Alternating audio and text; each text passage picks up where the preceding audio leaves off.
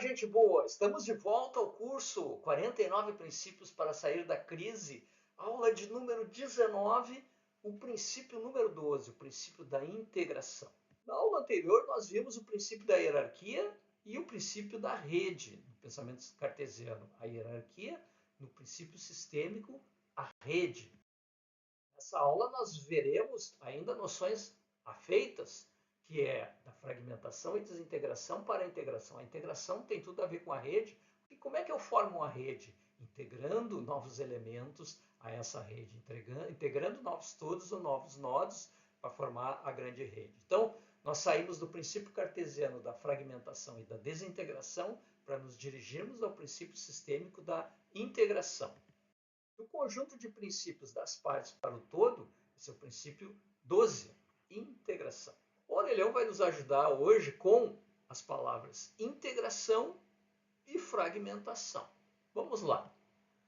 Integração é o ato, integração é o ato ou o efeito de incluir um elemento dentro de um conjunto, formando um todo coerente. Então, o processo de integração vai tornando cada vez mais coerente um determinado conjunto. O que estava faltando é integrado, é reunido, é entrelaçado. Esse é o processo da integração. Quanto mais integramos, mais o todo se torna completo. Então, por integração, é unir, formar um todo harmonioso, completar. Vem da palavra latina integrum, inteiro, completo, que não falta nenhum pedaço. Pois formado pela partícula in, que é a negação, que é não, mais um derivado da palavra tangere, tocar. Então, intangere, o não tocado. Portanto, inteiro. Não tocado pelo quê? Não tocado pela faca analítica que desintegra e desagrega. Então, é algo que a gente, ao agregar, ao reunir o todo novamente, estabelecer novamente todos os relacionamentos, nós reestabelecemos o todo e o tornamos, por ser completo e inteiro, intocado. Essa palavra tangere, ela é a mesma que dá origem a tato, contato, tangível e atenção. Tato, o que se pode tocar. Tangere, tocar. Contato, né? o que estamos em contato, estamos nos tocando juntos, junto, tato, que se toca junto, ao mesmo tempo, de maneira mútua, estamos em contato. Tangível, o que é tocável, o que é concreto, ou atenção, colocar atenção em algo, tocar-se a respeito de algo. Já por agregação, é uma palavra correlata e importante para entendermos o contexto de integrar e agregar. São, de certa forma, sinônimos e se complementam como termos. O que é agregação? Fazer com que se juntem pessoas ou coisas, reunir, congregar, tornar-se associado. Então, um elemento que entra para a rede, ela se torna associado, correto? Vem do latim agrego, agregas, agregavi, agregatum, agregare. Reunir, juntar, associar, congregar ou agregar. Mas da onde que vem é mais interessante, porque vem de ad, que é junto a, mais grex, o rebanho, a manada, o bando de aves, a reunião. Ou seja, ad grex, literalmente, juntar-se ao bando. Então, alguém que está fora do rebanho ou fora do bando pertence ao bando, mas está fora, está excluído. O processo de agregar é de incluir o que já fazia parte, incluir o que é afim. E aí a gente recompõe o rebanho agregando. Já fragmentação, que é um termo do mundo cartesiano, significa reduzir ou fazer-se em fragmentos, fracionar, quebrar. Vem do latim fragmentum, que é um resto, um remanescente, um pedaço de uma coisa quebrada. Então, na fragmentação a gente perde o todo porque algo se quebra. De frangere, partir, quebrar ou romper. Também é da mesma origem as palavras fratura, frágil e frango. Vejam que como é interessante. Não imaginávamos que frango tem a mesma origem de fragmentação. Fratura, uma quebradura, um rompimento de um osso. Frágil, aquilo que é quebrável, né? Aquilo que se fragmenta fácil. E frango, como é que se come um frango? Fragmentando. Então, o frango é aquilo que se fragmenta, né? Aquele alimento que é fragmentável. Quando fazemos esse movimento da fragmentação e da desintegração para a necessidade da integração, implicou uma mudança e um reequilíbrio de ênfases por causa de alguns limites a que chegamos à noção de desintegração e de fragmentação. Essa fragmentação ela é estabelecida pelo processo analítico ou pela famosa faca analítica que corta em pedaços e nos faz perder os relacionamentos. A ênfase do pensamento cartesiano é sempre em fragmentar, em dissolver o conjunto para ir em direção às coisas mais simples. É desagregar, é separar em partes, é quebrar o que une as coisas.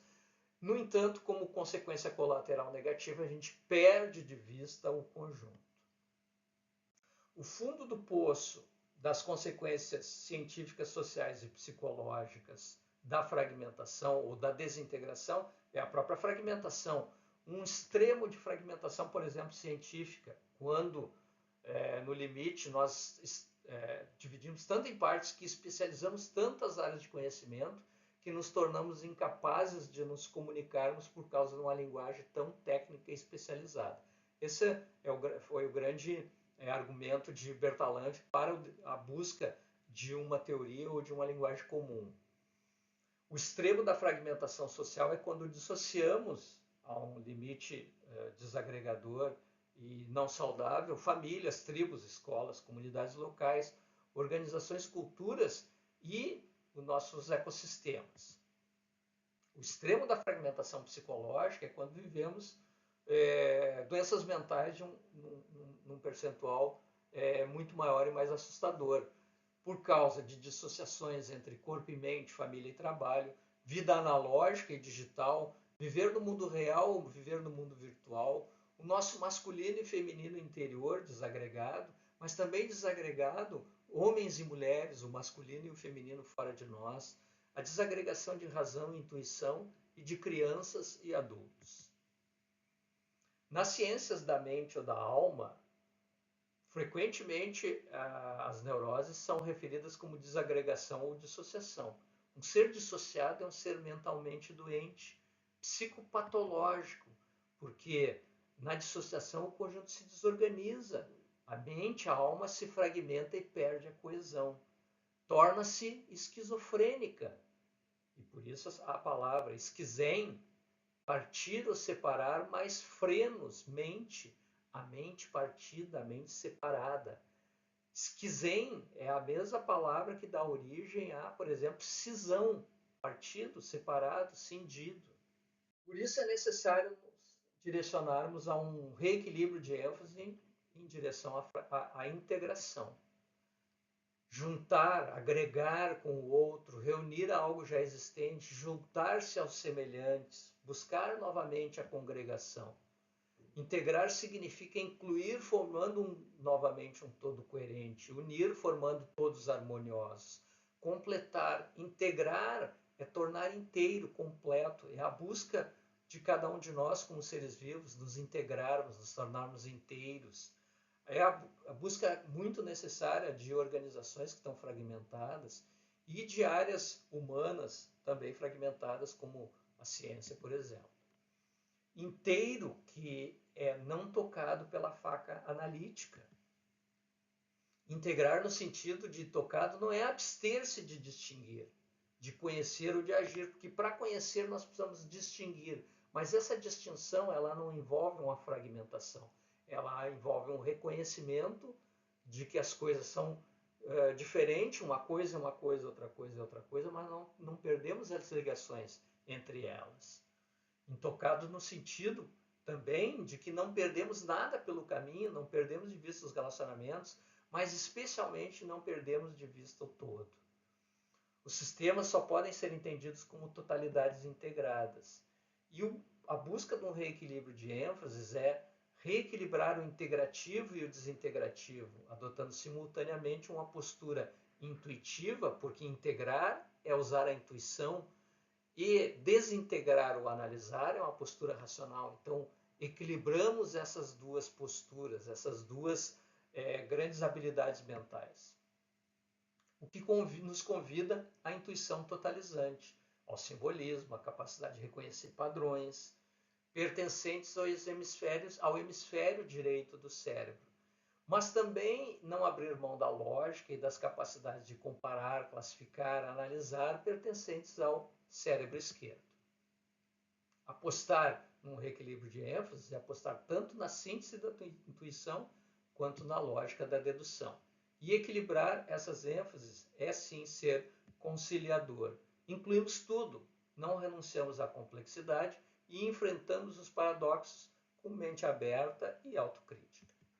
Com esse poderoso princípio, nós temos novas questões a refletir. A questão que nós trazemos para refletir hoje é a seguinte. Nessa aula nós citamos algumas fontes de fragmentação na nossa vida moderna. Você compartilha desse sentimento de fragmentação? Também percebe isso? Também sente a fragmentação nessas áreas? Qual tipo de fragmentação você mais sente diretamente na sua vida? É algum desses tipos que nós citamos ou é algum outro tipo de fragmentação? E se você vive a fragmentação, percebe ela, de que tipo de integração você necessita para se tornar mais inteiro? Então, nessa aula, nós vimos a passagem do princípio cartesiano da fragmentação e da desintegração para o princípio sistêmico da integração. Na próxima aula, nós vamos ver mais um princípio correlato, que é o princípio número 13, o princípio da síntese. E eu espero vocês na aula 20, que é sobre o princípio 13. Não deixe de me encontrar lá.